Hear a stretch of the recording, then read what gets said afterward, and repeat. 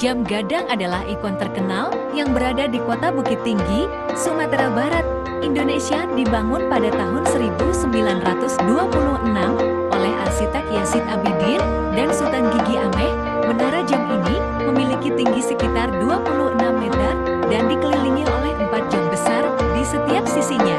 Keunikan jam gadang tidak hanya terletak pada arsitektur bergaya kolonial Belanda, tetapi juga pada mesinnya yang hanya ada 2 di dunia, yang lainnya berada di Big Ben, London. Angka-angka pada jam ini menggunakan angka Romawi.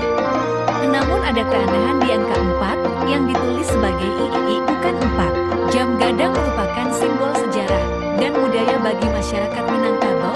Di sekelilingnya ada taman yang sering menjadi tempat berkumpulnya warga dan wisatawan. Di malam hari, jam gadang diterangi lampu-lampu indah yang menambah pesonanya. Selain sebagai landmark, jam gadang juga memiliki nilai historis karena berdiri di tengah-tengah kota yang kaya akan sejarah perjuangan kemerdekaan Indonesia setiap hari, terutama pada hari libur dan acara khusus. Kawasan ini selalu ramai dikunjungi oleh wisatawan domestik maupun mancanegara yang ingin melihat langsung keindahan dan keunikan menara jam ini.